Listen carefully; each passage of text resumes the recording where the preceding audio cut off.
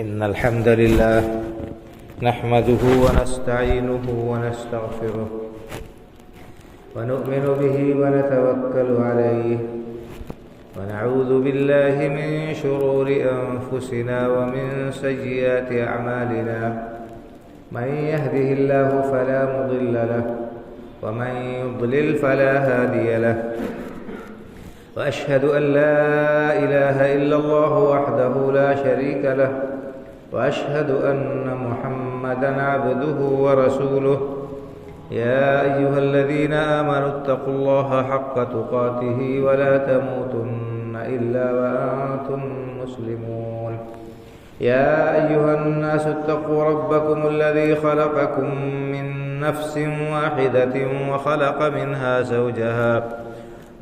منها زوجها وبث منهما رجالا كثيرا ونساء واتقوا الله الذي تساءلون به والأرحام إن الله كان عليكم رقيبا يا أيها الذين آمنوا اتقوا الله وقولوا قولا سديدا يصلح لكم أعمالكم ويغفر لكم ذنوبكم ومن يطع الله ورسوله فقد فاز فوزا عظيما أما بعد فإن خير الحديث كتاب الله وخير الهدي هدي محمد صلى الله عليه وسلم وشر الأمور محدثاتها وكل محدثة بدعة وكل بدعة ضلالة وكل ضلالة في النار.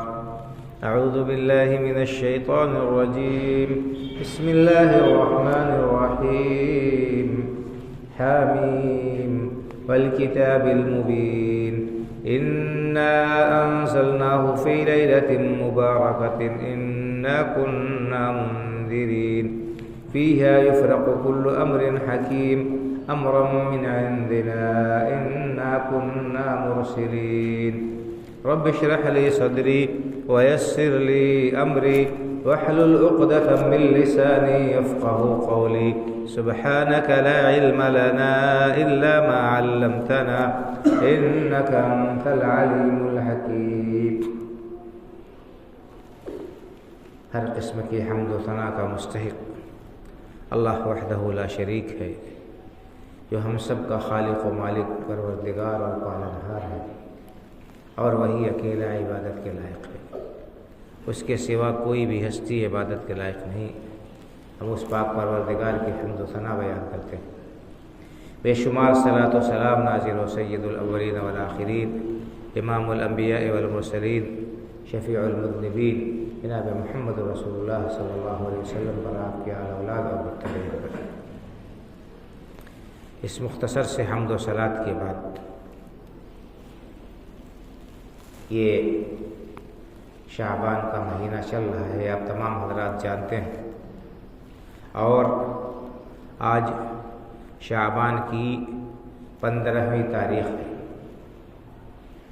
بہت سارے لوگ اس 15ویں شعبان کی رات اور اس کے دن کے سلسلے میں ان دنوں میں، اس رات اور اس دن میں کئی کام کرتے ہیں، انہیں دین سمجھ کر انہیں انجام دیتے ہیں، اور کار ثواب سمجھ کر وہ کام کرتے ہیں۔ آج کے اس خطبے میں میں آپ حضرات کے سامنے کوشش کروں گا کہ اختصار کے ساتھ اس ماہ شعبان کے سلسلے میں عموماً اور 15ویں شعبان کے سلسلے میں خصوصاً اس کی کیا حیثیت ہے اور شریعت میں اس کا کیا مقام و مرتبہ اور کیا درجہ ہے، اس کو بیان کروں۔ تو ماہ شعبان یہ رمضان سے پہلے آنے والا مہینہ ہے، آپ کو معلوم ہے۔ اس مہینے میں اللہ کے رسول صلی اللہ علیہ وسلم کا کیا معمول تھا، آپ کا کیا طریقہ تھا، اس کا بیان احادیث مبارکہ میں آتا ہے۔ چنانچہ بخاری اور مسلم کی حدیث ہے، ام المؤمنین عائشہ صدیقہ رضی اللہ تعالیٰ عنہ راوی ہیں، بیان کرتی ہیں کہ اللہ کے رسول صلی اللہ علیہ وسلم نفلی روزہ رکھا کرتے تھے، تو کئی دن روزہ رکھتے تھے۔ ہم یہ سمجھتے تھے کہ اب شاید آپ مسلسل روزہ ہی رکھیں گے اور روزہ چھوڑیں گے نہیں، نفلی روزہ۔ پھر اس کے بعد آپ کبھی روزہ نہیں رکھتے تھے، کئی دن روزہ نہیں رکھتے تھے آپ، تو ہم سمجھتے تھے کہ اب آپ روزہ نہیں رکھیں گے۔ یہ سال کے دوسرے مہینوں کا معمول۔ اس کے بعد بیان فرماتی ہیں کہ میں نے نہیں دیکھا کہ اللہ کے رسول صلی اللہ علیہ وسلم نے رمضان المبارک کے علاوہ کسی اور مہینے کا پورے مہینے کا روزہ رکھا۔ رمضان کا فرض روزہ آپ پورے مہینے کا رکھتے تھے، اور قرآن کریم میں اس روزے کی فرضیت بیان کی گئی، اور یہ روزہ اسلام کے 5 بنیادی ارکان میں سے ایک اہم رکن ہے۔ اگر کوئی شخص ماہ رمضان کو پاتا ہے صحت و عافیت کے ساتھ، اس کو کوئی عذر نہیں ہے، کوئی بیماری نہیں ہے، اور وہ روزہ نہیں رکھتا ہے، تو وہ انتہائی محروم شخص ہے، انتہائی بدقسمت شخص ہے۔ ایسے شخص کے سلسلے میں اللہ کے رسول صلی اللہ علیہ وسلم نے بد دعا کی ہے۔ بہت سے محروم لوگ ہیں، بدقسمت لوگ ہیں جو رمضان کے روزوں کا اہتمام نہیں کرتے، رمضان کے روزے نہیں رکھتے ہیں، کوئی عذر نہیں ہے، بے حیائی کے ساتھ، ڈھٹائی کے ساتھ، بے شرمی کے ساتھ کھاتے پیتے۔ یہ اللہ رب العالمین کو گویا کہ چیلنج کرنا۔ اللہ رب العالمین تو کہہ رہا ہے کہ رمضان کے روزے فرض ہیں، اور ہم ڈھٹائی اور بے شرمی کرتے ہوئے گویا کہ اللہ کو چیلنج کر رہے ہیں کہ ہم نہیں رکھیں گے۔ تو جو اللہ تعالیٰ کو چیلنج کرے گا اور ڈھٹائی کا، بے شرمی اور بے حیائی کا مظاہرہ کرے گا، اللہ رب العالمین کی لاٹھی جب چلے گی، جب اللہ رب العالمین کی طرف سے اس کی پکڑ ہوگی، تو کوئی بچانے والا نہیں ہوگا۔ قرآن کریم میں اللہ رب العالمین نے فرمایا کہ یا ایھا الذین آمنوا کتب علیکم الصیام کما کتب علی الذین من قبلکم لعلکم تتقون۔ اے ایمان والو، تم پر روزے فرض کیے گئے۔ تو یہ قرآن میں اللہ رب العالمین نے بتایا ہے کہ روزے رمضان کے فرض ہیں، اور صرف اسی امت پر نہیں بلکہ گزشتہ امتوں پر بھی یہ روزے فرض کیے گئے۔ اور اللہ نے فرمایا فمن شہد منکم الشہر فلیصمہ، جو رمضان کا مہینہ پائے اسے روزہ رکھنا چاہیے۔ تو یہ فرض اللہ رب العالمین نے روزہ قرار دیا، اور اللہ کے رسول صلی اللہ علیہ وسلم نے بھی اسلام کے 5 بنیادی ارکان میں سے ایک اہم رکن روزے کو قرار دیا۔ آپ کا ارشاد ہے کہ بنی الاسلام علی 5، اسلام کی بنیاد 5 ستونوں پر ہے، 5 پلرز پر، 5 کھمبوں پر اسلام کی بنیاد ہے۔ تو یہ ان میں سے ایک ماہ رمضان کا روزہ بھی آپ نے قرار دیا۔ تو بہرحال ام المؤمنین رضی اللہ تعالیٰ عنہ بیان کرتی ہیں کہ اللہ کے رسول صلی اللہ علیہ وسلم رمضان کے فرض روزوں کے علاوہ کسی مہینے کا پورا روزہ نہیں رکھتے تھے۔ ماہ رمضان اس کا روزہ آپ پورا روزہ رکھتے تھے۔ اور وہ کہتی ہیں کہ اللہ کے رسول صلی اللہ علیہ وسلم ماہ شعبان میں کثرت سے روزہ رکھتے تھے۔ اتنا روزہ ماہ رمضان میں آپ رکھتے تھے کہ جتنا کسی دوسرے مہینے میں آپ نہیں رکھتے تھے۔ تو یہ اللہ کے رسول صلی اللہ علیہ وسلم کا معمول بیان کیا گیا ہے احادیث مبارکہ میں کہ آپ رمضان کے مہینے کے علاوہ، فرض روزے کے علاوہ شعبان کے مہینے میں کثرت سے روزے رکھا کرتے تھے۔ اسی طرح سے بعض روایات میں آتا ہے کہ اللہ کے رسول صلی اللہ علیہ وسلم نے یہ بھی بیان فرمایا کہ شعبان کے مہینے میں بندوں کے اعمال اللہ کی بارگاہ میں پیش کیے جاتے ہیں، تو میں یہ چاہتا ہوں، مجھے یہ پسند ہے کہ میرا عمل اللہ کی بارگاہ میں اس حالت میں پیش کیا جائے کہ میں روزے سے رہوں۔ تو بہرحال صحیح احادیث سے جو کچھ ثابت ہے ماہ شعبان کے سلسلے میں وہ یہی ہے کہ اللہ کے رسول صلی اللہ علیہ وسلم اس مہینے میں کثرت سے روزے رکھا کرتے تھے۔ اور اس کی حکمت بھی علماء نے بیان کی ہے کہ اس کی حکمت کیا ہے، اس کے اندر کیا مصلحت ہے۔ کہا تاکہ انسان کو رمضان سے پہلے روزے رکھنے کی عادت پڑ جائے، اس کی مشق ہو جائے، بھوک پیاس برداشت کرنے کا جذبہ اس کے دل میں پیدا ہو، وہ تیار ہو جائے رمضان کے روزے رکھنے کے لیے۔ تو یہ ماہ شعبان کے سلسلے میں صحیح حدیث سے جو ثابت ہے وہ۔ اسی طرح سے بعض روایات میں یہ ہے کہ نصف شعبان کے بعد، شعبان کا آدھا مہینہ گزر جانے کے بعد پھر انسان نفلی روزہ نہ رکھے، تاکہ رمضان کا فرض روزہ رکھنے کے لیے اس کے پاس میں قوت و طاقت رہے، قوت و طاقت اس کو رہے۔ ایسا نہ ہو کہ شعبان کا مہینہ اور اس میں کثرت سے روزے رکھ لے اور آخر تک کمزوری آ جائے، اسے رمضان کا فرض روزہ رکھنے میں اسے دشواری اور مشقت برداشت کرنی پڑے۔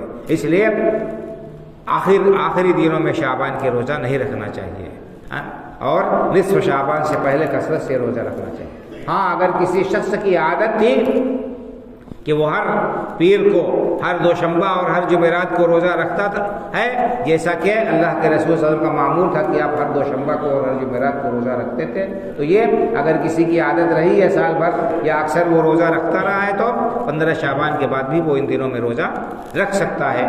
اور اسی طرح سے کسی کا روزہ اگر چھوٹا ہوا ہے تو وہ قضا کر سکتا ہے، بلکہ اسے روزے کی قضا کر لینی چاہیے رمضان سے پہلے۔ ہاں خواتین جن کے ساتھ عذر ہوتا ہے، عذر شرعی لاحق ہوتا ہے، وہ روزہ انہیں چھوڑ دیتے ہیں رمضان کے مہینے میں، انہیں بھی چاہیے کہ وہ اہتمام کریں اور رمضان شروع ہونے سے پہلے اپنے چھوٹے ہوئے روزے مکمل کر لے، اس کی قضا کر لے۔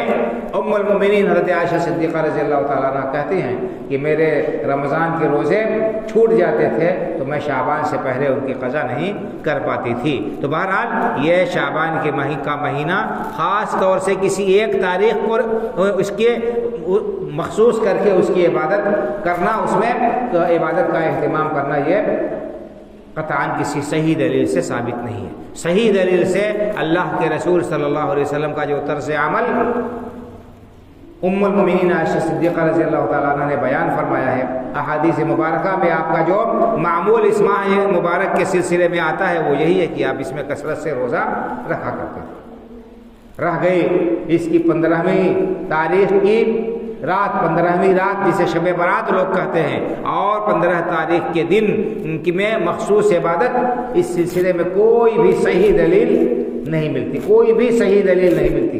لوگوں نے جن دلیلوں سے استدلال کیا ہے، جن کو دلیل بنایا ہے، ان میں سے کوئی بھی دلیل اس قابل نہیں ہے کہ اس سے 15ویں شعبان کی رات کی فضیلت ثابت ہو اور اس سے اس کے دن میں روزہ رکھنے کا ثبوت ملے۔ ساری روایتیں یا تو دلالت ہی نہیں کرتی ہیں اس چیز پر، یا یہ کہ وہ اتنے کمزور ہیں کہ وہ ان کو دلیل بنانا، ان سے دلیل پکڑنا یہ صحیح اور درست نہیں۔ اس سلسلے میں 15ویں شعبان کی رات کی فضیلت کے سلسلے میں لوگ قرآن کریم سے کی آیات سے استدلال کرتے ہیں۔ جو آیتیں میں نے آپ کے سامنے پڑھی ہیں 25ویں پارے سورہ دخان کی، ان میں اللہ رب العالمین نے فرمایا ہے حامیم والکتاب المبین، حامیم قسم ہے واضح اور کھلی ہوئی کتاب کی، انا انزلناہ فی لیلۃ مبارکہ انا کنا منذرین، یقیناً ہم نے اس قرآن کریم کو ایک بابرکت رات میں اتارا ہے، ایک مبارک رات میں ہم نے قرآن کریم کو اتارا ہے، یقیناً ہم ڈرانے والے ہیں۔ فیہا یفرق کل امر حکیم، اور وہ رات ایسی ہے کہ اس میں ہر محکم، ہر پختہ بات کا فیصلہ کر دیا جاتا ہے۔ امرا من عندنا، ہمارے طرف سے حکم ہو کر، انا کنا مرسلین، یقیناً ہم ہی رسول بھیجنے والے ہیں۔ تو اس آیت کریمہ میں جو اللہ نے فرمایا کہ انا انزلناہ فی لیلۃ مبارکہ، یقیناً ہم نے اس قرآن کریم کو بابرکت رات میں اتارا ہے۔ اس کی تفسیر میں بعض مفسرین، بعض ائمہ رحمہم اللہ سے منقول ہے کہ اس سے مراد، اس بابرکت رات سے مراد 15ویں شعبان کی رات ہے، لیکن ان کا یہ استدلال، ان کا یہ کہنا، یہ قرآن کریم سے ہی باطل ہو جاتا ہے، قرآن کریم سے ہی اس قول کی تردید ہو جاتی ہے۔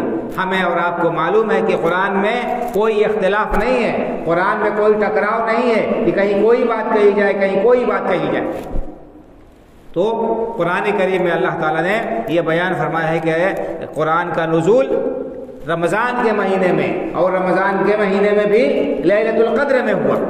اللہ تعالیٰ نے فرمایا سورہ بقرہ کے اندر شہر رمضان الذی انزل فیہ القرآن، رمضان کا مہینہ وہ مہینہ ہے جس میں قرآن کا نزول ہوا، آغاز ہوا، ابتدا ہوئی قرآن کے نزول کی، وہ رمضان کے مہینے میں۔ یہ قرآن کی نص ہے کہ رمضان کے مہینے میں قرآن کا نزول شروع ہوا۔ اسی طرح دوسری جگہ اللہ تعالیٰ نے فرمایا کہ بسم اللہ الرحمن الرحیم انا انزلناہ فی لیلۃ القدر وما ادراک ما لیلۃ القدر لیلۃ القدر خیر من الف شہر، یقیناً ہم نے اس قرآن کریم کو قدر والی رات میں، عزت والی رات میں اتارا ہے، اور آپ کو کیا معلوم کہ یہ قدر والے، یہ عزت والی رات کیا ہے؟ یہ 1000 مہینوں سے افضل اور بہتر ہے۔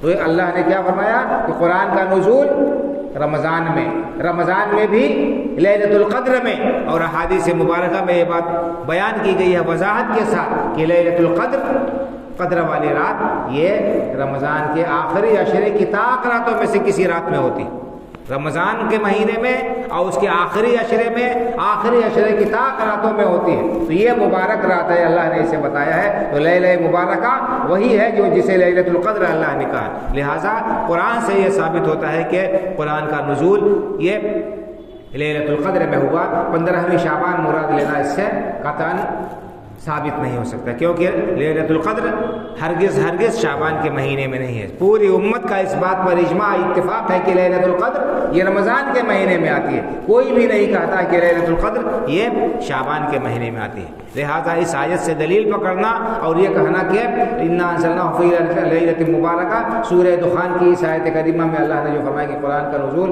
15ویں شعبان کی رات میں ہوا، یہ بالکل باطل اور بے اصل ہے، اور قرآن کریم کے بیان کے بالکل خلاف ہے۔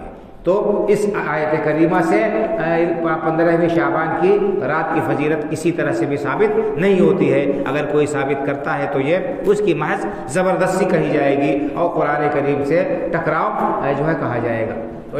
تو یہ آیت کریمہ ہے جس سے 15ویں شعبان کے رات کی فضیلت سے استدلال کیا جاتا ہے، اور ہم اور آپ نے دیکھ لیا، آپ نے سن لیا، وضاحت کے ساتھ آپ کو یہ بات معلوم ہو گئی کہ یہ مبارک رات کون سی رات ہے۔ قرآن میں اس کو لیلۃ القدر کہا گیا ہے جو رمضان کے مہینے میں آتی ہے۔ اس کے بعد بعض احادیث کو بھی بطور دلیل کے لوگ پیش کرتے ہیں، حدیثیں موجود ہیں لیلۃ القدر 15ویں شعبان کی رات کی فضیلت کے سلسلے میں، لیکن کوئی بھی حدیث صحیح نہیں ہے۔ ہر حدیث کے اوپر کلام ہے، علماء نے اس کو نقل کیا ہے اور بیان کیا ہے کہ یہ حدیث صحیح نہیں ہے۔ اس کے باوجود بھی جان بوجھ کر بھی لوگ غلط استدلال کرتے ہوئے اور لوگوں کو صحیح جو ہے دلائل نہ بیان کر کے ان احادیث سے استدلال کرتے ہیں۔ اس سلسلے میں 2 حدیثیں بڑی مشہور ہیں جو پیش کی جاتی ہیں، جو ایک ترمذی کے اندر اور ابن ماجہ کے اندر موجود ہے۔ سنن ترمذی کی حدیث ہے، ام المؤمنین عائشہ صدیقہ رضی اللہ تعالیٰ عنہ بیان کرتی ہیں، کہتی ہیں کہ فقط تو رسول اللہ صلی اللہ علیہ وسلم ذات لیلۃ، ایک رات میری باری تھی، اللہ کے رسول کی باری تھی میرے یہاں رات گزارنے کی، اور اچانک اللہ کے رسول صلی اللہ علیہ وسلم میری آنکھ کھلی تو دیکھا کہ کمرے میں موجود نہیں ہے۔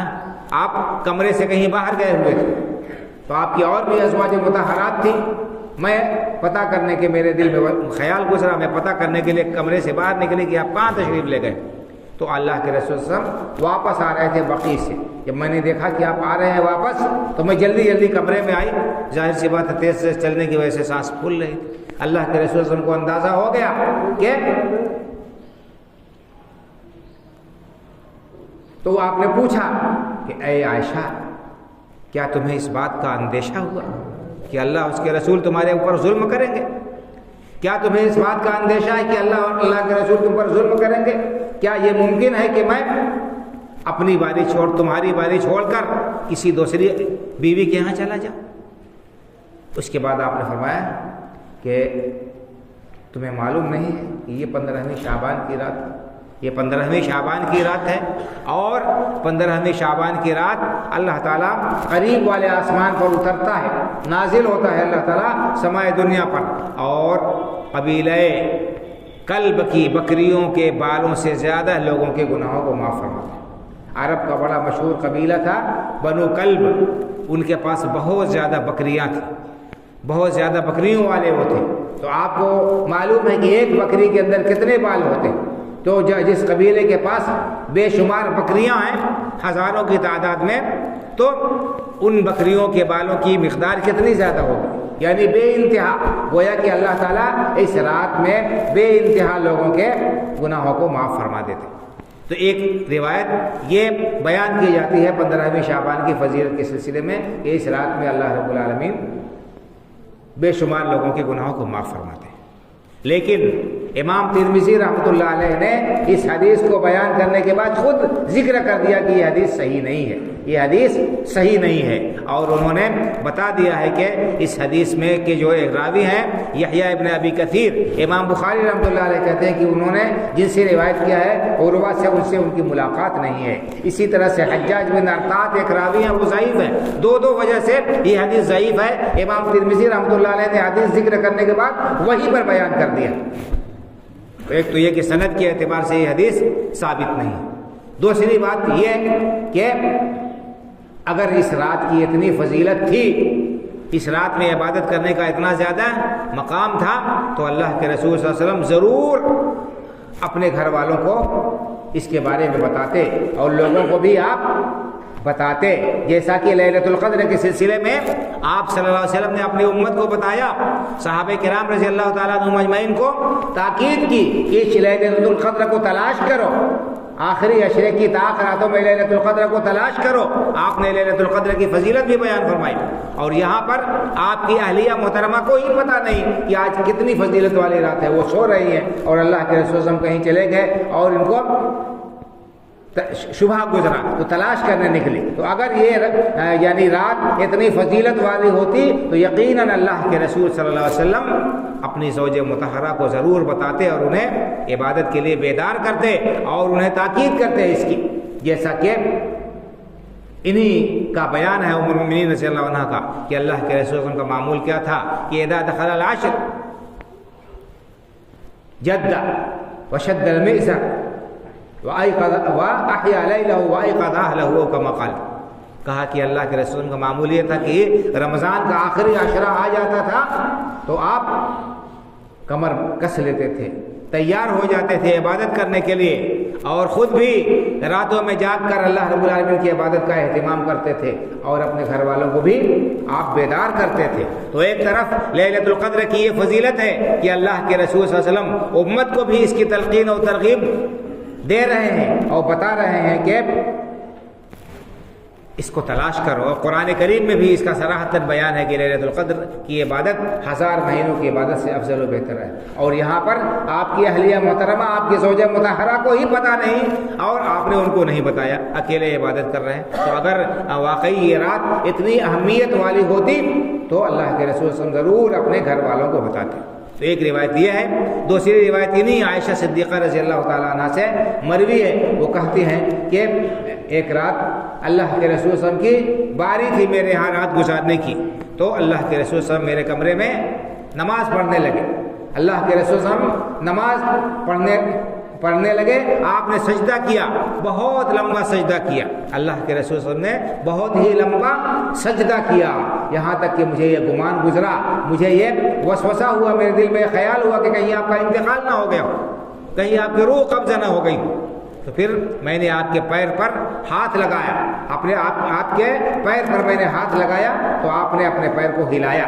جب آپ کے پیروں میں حرکت ہوئی تب مجھے اطمینان ہوا کہ اللہ کے رسول صلی اللہ علیہ وسلم کی روح قبض نہیں ہوئی ہے, آپ کی وفات نہیں ہوئی ہے, بلکہ آپ سجدے میں ہیں.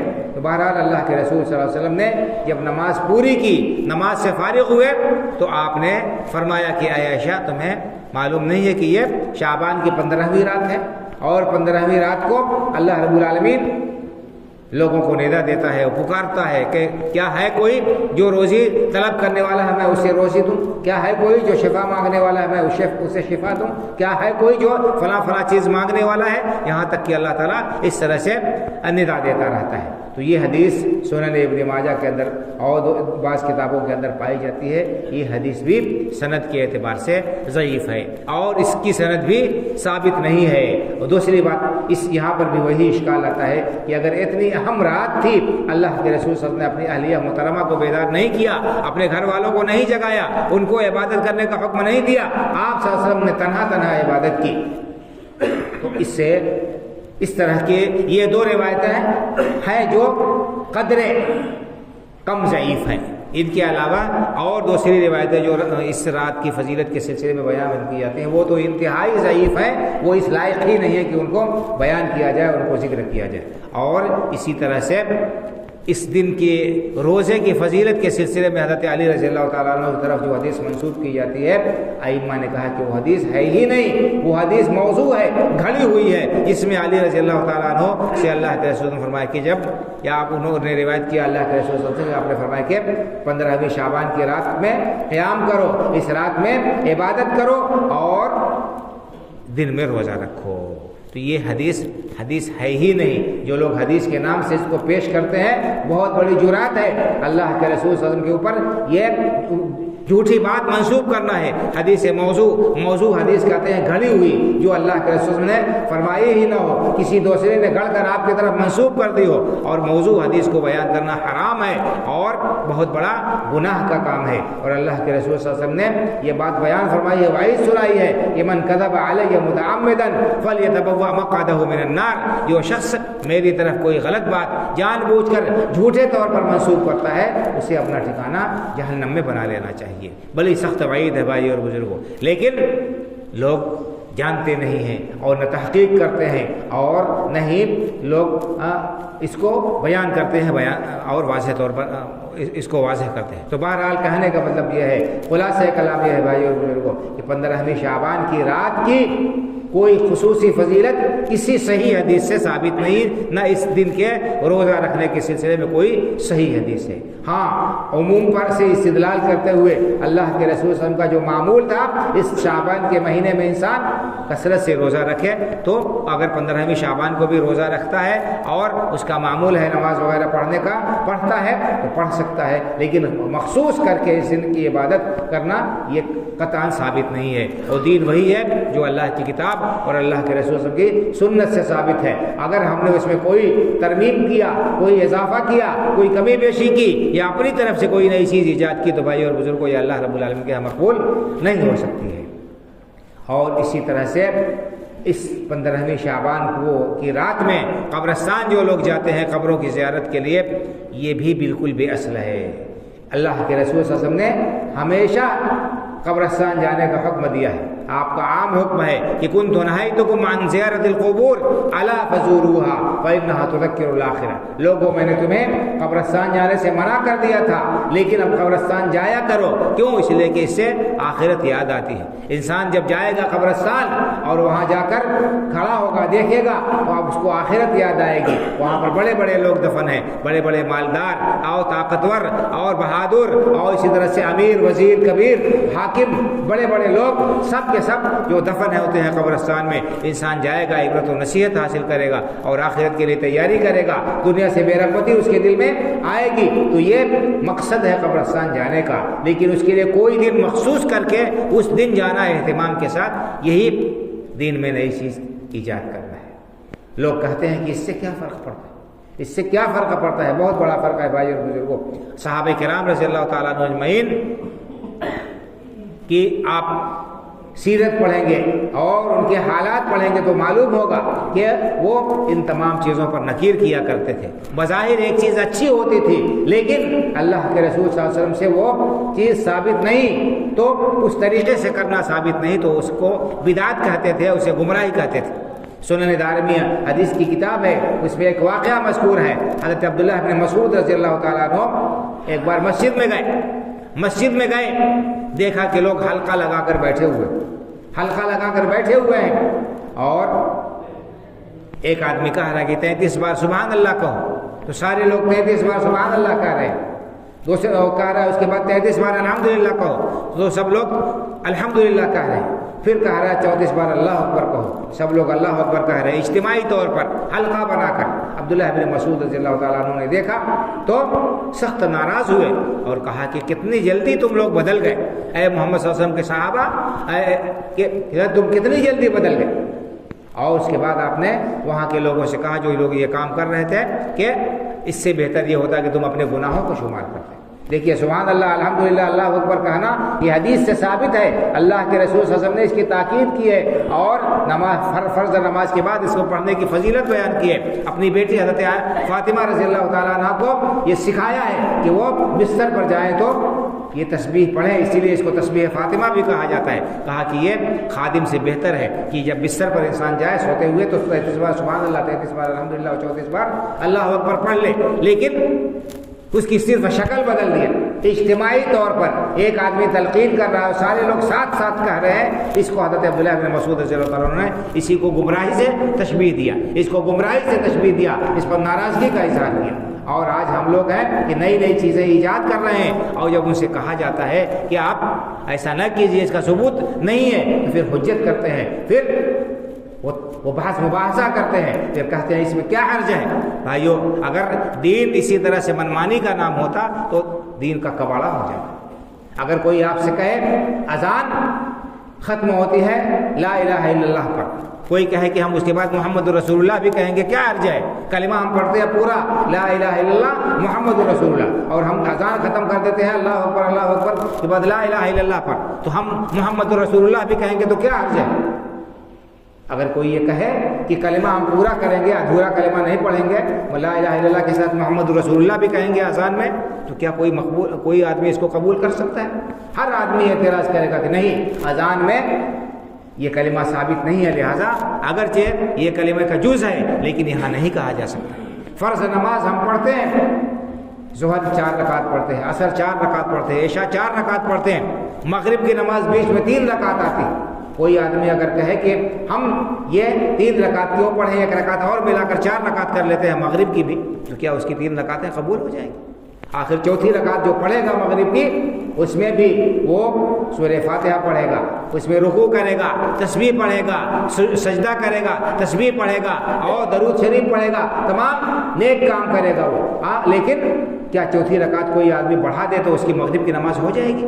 وہ 3 بھی رد ہو جائے گی بھائی اور بزرگوں۔ تو دین منمانی کا نام نہیں ہے، دین عقلی تکے سے نہیں ثابت ہوتا ہے، دین وہی ہے جو اللہ کی کتاب سے ثابت ہے، اللہ کے رسول صلی اللہ علیہ وسلم کی سنت مطہرہ سے ثابت ہے۔ اس لیے یہ حجت بازی کرنا کہ اس میں کیا حرج ہے، یہ قرآن اور حدیث کا انکار ہے بھائی اور بزرگوں۔ قرآن میں اللہ تعالیٰ نے فرمایا کہ الیوم اکملت لکم دینکم واتممت علیکم نعمتی ورضیت لکم الاسلام دینا، آج میں نے تمہارے لیے تمہارے دین کو مکمل کر دیا۔ اگر کوئی شخص دین کے اندر کسی نئی چیز کا اضافہ کرتا ہے تو گویا کہ وہ قرآن کی اس آیت کا انکار کرتا ہے کہ دین مکمل نہیں ہوا، ابھی ہمارے لیے گنجائش ہے کہ اس میں کچھ اضافہ کر سکتے ہیں۔ اسی طرح سے اللہ تعالیٰ نے رسول اللہ صلی اللہ علیہ وسلم کے بارے میں فرمایا کہ یا ایھا الرسول بلغ ما انزل الیک من ربک وان لم تفعل فما بلغت رسالتہ، یا ایھا الرسول بلغ ما انزل الیک من ربک وان لم تفعل فما بلغت رسالتہ۔ اے نبی صلی اللہ علیہ وسلم، آپ کی طرف آپ کے رب کی جانب سے جو کچھ اتارا گیا اسے پورے طور پر آپ پہنچا دیجیے۔ اگر آپ نے ایسا نہیں کیا تو آپ نے اللہ کا پیغام پورے طور پر نہیں پہنچایا۔ اسی لیے امام مالک رحمۃ اللہ علیہ فرماتے ہیں کہ اگر کوئی شخص دین کے اندر کوئی نئی چیز ایجاد کرتا ہے، کسی نئی چیز کو دین میں داخل کرتا ہے، تو وہ معاذ اللہ رسول اللہ صلی اللہ علیہ وسلم کے اوپر اتہام لگاتا ہے، تہمت لگاتا ہے کہ انہوں نے اللہ کا پیغام پورے طور پر نہیں پہنچایا۔ یہ کتنا بڑا الزام ہے، کتنی بڑی یہ جرأت اور ڈٹھائی ہے بھائی اور بزرگوں۔ اس لیے یہ کہنا کہ ایسا کرنے میں کوئی حرج نہیں ہے اور ایسا کر لینے سے کیا فرق پڑتا ہے، یہ قرآن کی تکذیب ہے، اللہ کے رسول کے اوپر الزام تراشی ہے کہ آپ نے دین کا یہ کام ہمیں نہیں بتایا۔ اس لیے ہمیں اتنے ہی پر عمل کرنا چاہیے جتنا اللہ کی کتاب سے ثابت ہے، اللہ کے رسول صلی اللہ علیہ وسلم کی سنت مطہرہ سے ثابت ہے۔ تو یہ 15ویں شعبان کے سلسلے میں یہ جو اعمال لوگوں کے اندر رائج ہیں، ان میں سے کسی کا بھی مخصوص ان تاریخوں میں، اس تاریخ میں کوئی بھی ثبوت نہیں نہیں ملتا ہے۔ اللہ رب العالمین سے دعا ہے کہ اللہ تعالیٰ ہمیں نیک سمجھ عطا فرمائے اور انہی کاموں کو کرنے کی توفیق بخشے جو اس نے مشروع قرار دیا ہے، جو اللہ کے رسول نے ہمارے لیے متعین کیے ہیں، مقرر کیے ہیں۔ اللہ تعالیٰ دین کے نام پر خرافات اور بدعات کی انجام دہی سے ہمیں اپنے پناہ و حفاظت میں رکھے، اسلام پر زندہ رکھے، ایمان پر ہمارا خاتمہ ہو۔ آمین آمین۔ اقول قولی ھذا واستغفر اللہ لی ولکم ولسائر المسلمین فاستغفروہ من کل ذنب انہ ھو الغفور الرحیم۔